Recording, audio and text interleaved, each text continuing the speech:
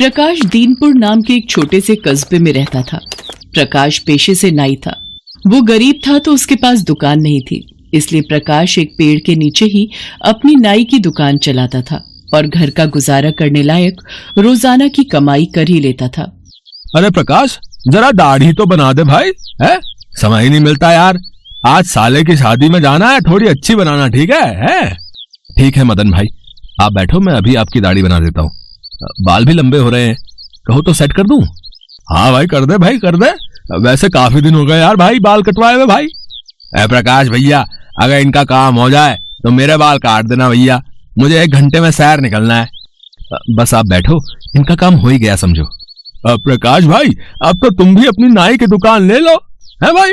कब तक इस पेड़ के नीचे दुकान चलाते रहोगे भाई? है? मैंने सुना है हमारे कस्बे में एक नई नाई की दुकान खुलने वाली है, कहीं ऐसा ना हो तुम्हारे सारे ग्राहक उस नई दुकान पर चले जाएं भाई। कोई बात नहीं भैया, हम किसी के हाथ नहीं रोक सकते। अगर नाई की नई दुकान खुल रही है तो खुल जाए, मैं तो अपना काम पूरी ईमानदारी से वैसे ही करता रहूंगा जैसे आज तक करता आया हूँ। ऐसे ही दिन बीते। एक दिन मंगत नाम के एक आदमी ने उस कस्बे में नाई की दुकान खोल ली। मंगत के पास कस्बे के लोगों की भीड़ लगने लगी। भीड़ लगने का भी एक बहुत ही अलग कारण था। अरे भीखू, आज तूने कितने रुपए कमाए? मैंने तो 10 रुपए कमा लिए भाई। वैसे ये बढ़िया है, बाल भी कटवा लो और बदले में पैसे भी कमाओ, है? और मंगत नाई कैसे हो? सचमुच तुमने तो हम सभी गांव वालों को कमाने का जरिया बता दिया भाई, है? अरे भैया, बस यूं समझ लो कि मैं तो कस्बे वालों का भला करने आया हूँ। तुम लोग जितने मुझे बाल दोगे उतने रुपए कमाओगे। असली बात ये थी कि मंगत लोगों को बाल काटने के बदले कुछ रुपए दे देता था और उनके बाल अपने पास जमा कर लेता था। कस्बे के सीधे साधे लोग उस सच्चाई को नहीं जानते थे जो प्रकाश समझ रहा था। प्रकाश ने कस्बे वालों को बहुत समझाने की कोशिश की, पर कोई भी उसकी बात को नहीं मानता था। मंगत के पास बाल कटवाने के लिए हर समय कोई न कोई कस्बे वाला खड़ा ही रहता था, क्योंकि उसके मन में यही लालच होता था कि जितने बाल देंगे उतने मंगत उनको पैसे देगा। प्रकाश जानता था कि गांव वाले जो गलती कर रहे हैं उसका उन्हें पछतावा होगा, पर उस वक्त कस्बे वालों को समझाना उनके बस की बात नहीं थी। इसलिए प्रकाश उस कस्बे को छोड़कर दूसरी जगह काम के लिए निकल पड़ा। रास्ते में पेड़ के नीचे एक साधु बाबा बैठे थे। प्रकाश ने उन्हें प्रणाम किया। बाबा, मेरे मन में बहुत चिंता है, कृपया उसे दूर करने का कोई उपाय बताइए। मैं अपने गांव से तो निकल आया हूँ, पर मेरा मन खुश नहीं है। पता नहीं दूसरे गांव में भी जाकर मेरा काम चलता भी है या नहीं। बेटा, मैं अपने अंतर्मन से सब कुछ जान गया हूँ। तुम एक ईमानदार व्यक्ति हो। मैं देख रहा हूँ कि किसी बेईमान व्यक्ति ने तुम्हारा सारा काम धंधा चौपट करवा दिया है, पर तुम निराश मत हो। मैं तुम्हें एक ऐसी जादुई कंघी दूंगा जो भविष्य में तुम्हारे बहुत काम आएगी। साधु बाबा से जादुई कंघी लेकर प्रकाश एक गांव में पहुंचा, पर वो वहां पहुंचकर और भी परेशान हो गया। उसने देखा उस गांव में सब लोग गंजे हैं, किसी के भी सिर पर बाल नहीं है। इस गांव के सब लोग गंजे क्यों हैं?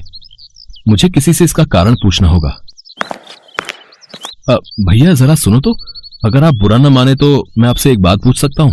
हाँ बोलिए। इस गांव में सब लोग गंजे क्यों हैं? भैया, इस गांव में बहुत ही बुरा हुआ।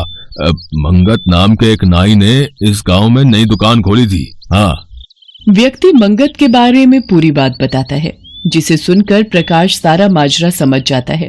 पर वो जानता था कि अगर वो इस वक्त अपने कस्बे वालों को समझाने की कोशिश करेगा तो उसकी बात पर कोई विश्वास नहीं करेगा। प्रकाश ने सोचा कि जब इस गांव में सब गंजे हैं, किसी के बाल नहीं हैं, तो उसका काम कैसे चलेगा। इसलिए वो वहां से किसी और गांव में काम की तलाश में जाने लगा। तभी उसे साधु बाबा की दी जादुई कंघी का ध्यान आया और उसने उस व्यक्ति से कहा, अगर आप मेरी बात पर विश्वास करें तो मैं आपके लिए बाल फिर से उगा सकता हूँ। अब क्या ऐसा कर सकते हो? ऐसा हो सकता है? मुझे इस बात पर विश्वास नहीं भैया। तुम यहाँ बैठो, मैं अभी इस बात को सच साबित करता हूँ। प्रकाश ने जैसे ही उस व्यक्ति के गंजे सिर पर कंघी फेरी, व्यक्ति के सिर पर बाल आ गए। अब वो गंजा नहीं था, उसके सिर पर अच्छे खासे बाल उगाए थे। अपने सिर पर बाल देखकर वो व्यक्ति खुशी से फूला समाता। गांव वाले जब उस व्यक्ति के सिर पर बाल देखते हैं तो सब गांव वाले हैरान रह जाते हैं। प्रकाश एक एक करके सभी गांव वालों के सिर पर जादुई कंघी फेरता है तो सब गांव वालों के सिर पर बाल आ जाते हैं। धीरे धीरे प्रकाश के बारे में ये सूचना आसपास के सभी गांव और कस्बे वालों को पता चल जाती है। अब जो भी व्यक्ति गंजा होता था वो प्रकाश के पास आ जाता था और उसके बाल उगाते थे। प्रकाश ने अपने नाई के काम को भी अच्छी तरह संभाला हुआ था और वो जादुई कंघी का इस्तेमाल तभी करता था जब किसी को अपना गंजापन दूर करना हो। उसके मन में बिल्कुल भी लालच नहीं था, वो मेहनत से ही काम कर रहा था, पर उसके मन में अभी भी अपने कस्बे वालों को लेकर चिंता बनी हुई थी। मंगत अपना काम करके वहां से जा चुका था। कस्बे के सभी लोग गंजे हो गए थे। फिर एक दिन उन्हें प्रकाश के बारे में पता चला तो सब कस्बे वाले प्रकाश के पास गए। प्रकाश भैया, हमें माफ कर दो, हमने मंगत की बातों में आकर तुम्हारी बात नहीं मानी। तुमने तो हमें समझाने की कोशिश की थी, काश हम सब उस दिन समझ जाते तो मंगत हम सबको ठक्कर नहीं भागता। आप सब चिंता मत करो, आप सबके सिर पर बाल फिर से उगाएंगे। प्रकाश अपने कस्बे के लोगों के सिर पर जादुई कंघी फेरता है और उन सबके बाल उगाते हैं। धीरे धीरे प्रकाश का काम फिर से चल पड़ता है और वो नाई की एक बड़ी दुकान खोल लेता है। प्रकाश आसपास के सभी गांव में मंगत के पोस्टर लगवा देता है ताकि कोई भी मंगत के झांसे में न आए। फिर एक दिन मंगत पुलिस के हाथों पकड़ा जाता है। मंगत बालों की तस्करी करता था और बालों को बेचने का काम करता था। मंगत को उसके किए की सजा मिल जाती है और उसे जेल हो जाती है।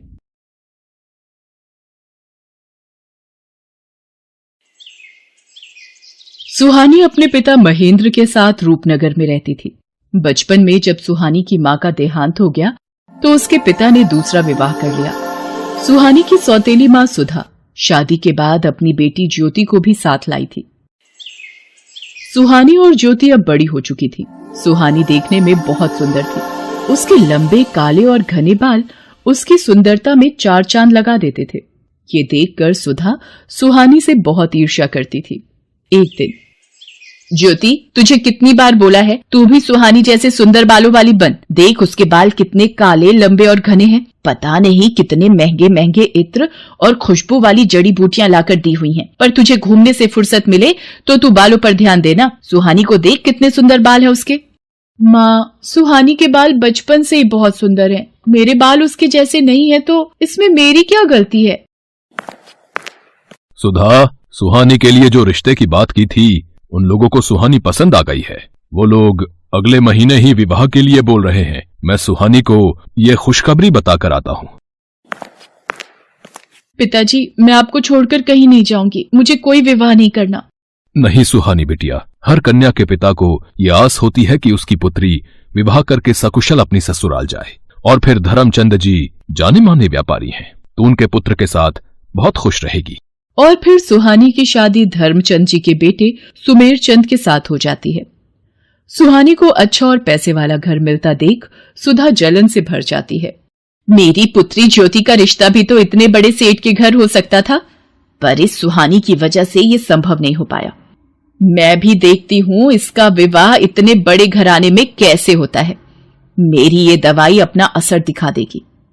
सुहानी, जाओ जल्दी से स्नान कर लो, फिर विवाह के लिए तैयार भी होना है। हे भगवान, मेरे बाल कहाँ गए? मेरे सिर के तो सारे बाल गायब हो गए। ये कैसे हो गया? मैं गंजी हो गई। मेरे बाल कहाँ चले गए? पिताजी, पता नहीं, मैं नहाकर बाहर आई हूँ तो देखा मेरे सिर पर बाल नहीं है। पिताजी, अब मैं क्या करूँ? हे राम, ये क्या हो गया? तुम्हारे बालों से ही तो तुम्हारी सुंदरता थी, अब तुम गंजी हो गई हो। अब तो कोई भी तुमसे विवाह नहीं करेगा। ये सब क्या हो गया प्रभु? मेरी बेटी के साथ ऐसा क्यों हुआ? मेरी बेटी ने कभी किसी का बुरा नहीं चाहा, फिर उसको ही ये दुख क्यों मिला?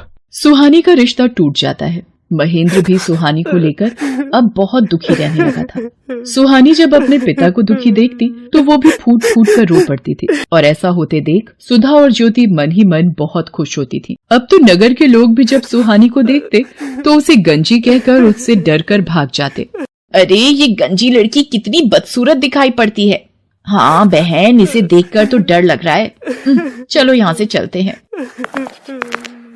हे भगवान, सब लोग मेरे से नफरत करते हैं। मेरे भी सपने थे कि मेरा विवाह होगा, मैं भी अपने ससुराल जाऊंगी। मेरे सारे सपने चूर चूर हो गए। मेरी वजह से मेरे पिताजी भी आज दुखी है। फिर मैं जीकर क्या करूंगी। तभी सुहानी के सामने उसकी माँ प्रकट होती है। माँ, आप कहाँ चली गई थी मुझे इस दुनिया में अकेला छोड़कर? मैं तुम्हारी मदद के लिए धरती पर आई हूँ। तुम बहुत अच्छी लड़की हो। अब तुम्हें निराश होने की आवश्यकता नहीं है। मैं तुम्हें ऐसे बाल दूंगी जिन्हें देखकर लोग तुम्हें कभी नहीं भूल पाएंगे। मैं तुम्हें सोने चांदी के बाल प्रदान करूंगी। जैसे ही सुहानी की माँ सुहानी के सिर पर हाथ फेरती है, सुहानी के सिर पर सोने चांदी के बाल आ जाते हैं। सोने चांदी के सुनहरे चमकते बाल सुहानी की खूबसूरती को और बढ़ा रहे थे। माँ, ये सोने चांदी के बाल तो बहुत खूबसूरत हैं। आपका बहुत बहुत धन्यवाद। आपने मुझे फिर से सुंदर बना दिया। आपने मेरी सारी परेशानी दूर कर दी। खुशी खुशी अपने घर जाओ सुहानी। अब कभी भी उदास नहीं होना। मेरा आशीर्वाद सदैव तुम्हारे साथ है। सुहानी खुशी खुशी घर की ओर चल पड़ती है। तभी रास्ते में नगर के राजकुमार की सवारी जा रही थी, इसलिए रास्ते पर चलते लोगों को कुछ देर के लिए रुकने के लिए कहा जाता है। नगर के राजकुमार को देखने के लिए कितनी भीड़ लग गई है। भीड़ में से निकलने की कोशिश करती हूँ। ये सोने चांदी के बाल वाली लड़की, अरे भीड़ में इसका चेहरा दिखाई नहीं पड़ रहा। कितने सुंदर बाल हैं इसके। कहाँ गायब हो गई? हम रथ से उतर कर भी नहीं जा सकते। ओहो, कितने सुंदर बाल थे उसके। वो तो खुद भी कितनी खूबसूरत होगी। सुहानी घर पहुंचती है। मैं अपने बालों को इस दुपट्टे से ढक लेती हूँ, नहीं तो माँ ढेरों सवाल पूछ लेंगी। मैंने इसकी ऐसी हालत कर दी है कि इसे अपने गंजे सिर को छुपाना पड़ता है। माँ, तुमने बहुत सही किया इस सुहानी के बाल गायब करके। सुहानी अपने कमरे में आ जाती है। उधर राजकुमार सूरज सिंह सुहानी के ही ख्यालों में डूबा हुआ होता है। वो सुहानी को याद करते हुए एक तस्वीर बनाता है। राजकुमार सूरज सिंह, आपके स्वयंवर की सारी तैयारियां हो गई हैं। दूर दूर से राजकुमारियों के लिए संदेश भिजवाया गया है। पर ये तुम क्या बना रहे हो? बिना चेहरे की तस्वीर? पिताजी, ये तस्वीर उस लड़की की है जिसके सोने चांदी के बाल हैं, और मैंने निश्चय किया है कि मैं इसी लड़की से विवाह करूंगा। बस मुझे उसे ढूंढना है, और वो कहाँ मिलेगी मैं यही सोच रहा हूँ। पुत्र, सोने चांदी के बाल वाली लड़की सिर्फ कहानियों में होती है। तुम ऐसी लड़की कहाँ ढूंढोगे? ये जिद छोड़ दो।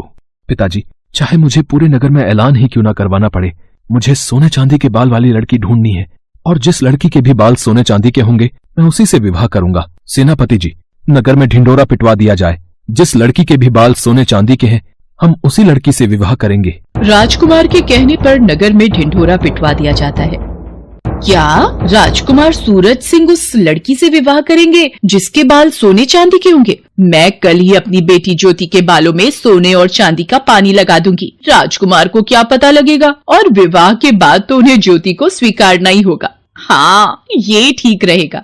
सुधा की तरह ही नगर में बहुत सी औरतों ने जब ये बात सुनी तो उन्होंने अपनी लड़कियों के बालों में सोने और चांदी का पानी लगा दिया। अब तो नगर की बहुत सी लड़कियों के बाल सोने और चांदी के लगने लगे। ये देखकर सेनापति असमंजस में पड़ गया और वो राजकुमार सूरज सिंह के पास पहुंचा।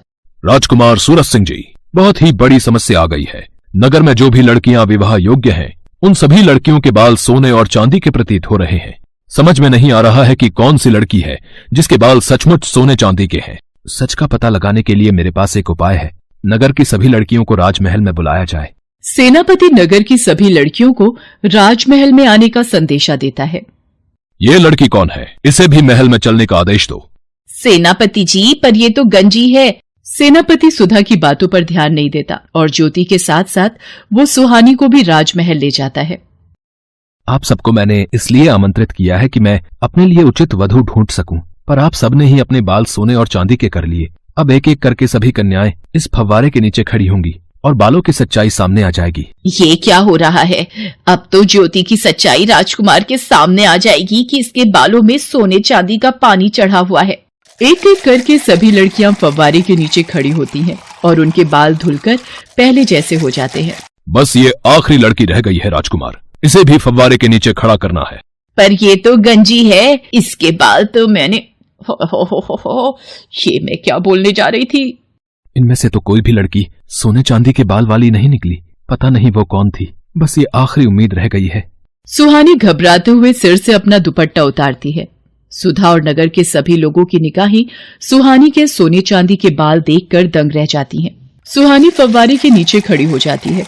उसके बाल तो सचमुच सोने चांदी के थे। ये देखकर राजकुमार खुश हो जाता है। हम तुमसे विवाह करना चाहते हैं, क्या तुम्हें मंजूर है? आपको पति के रूप में पाना मेरा सौभाग्य है, पर मेरे बिना पिताजी। सुहानी बेटी, अब वक्त आ गया है तू इस दुख भरी जिंदगी से आजाद हो जाए और खुली हवा में सांस ले सके। तुझे जीवन में बहुत दुख मिले हैं, पर अब राजकुमार सूरज सिंह के साथ विवाह करके तुम बहुत खुश रहोगी। सदा खुश रहो मेरी बच्ची। सुहानी को उसकी अच्छाई का फल मिल जाता है और राजकुमार सूरज सिंह के साथ उसका विवाह संपन्न हो जाता है और सुधा अपने हाथ मलती रह जाती है। हेलो दोस्तों, कैसे हैं आप सब? हमारी कहानियाँ देखने के लिए हमारे चैनल को सब्सक्राइब कीजिए और हाँ, बेल आइकॉन पर क्लिक करना मत भूलिएगा।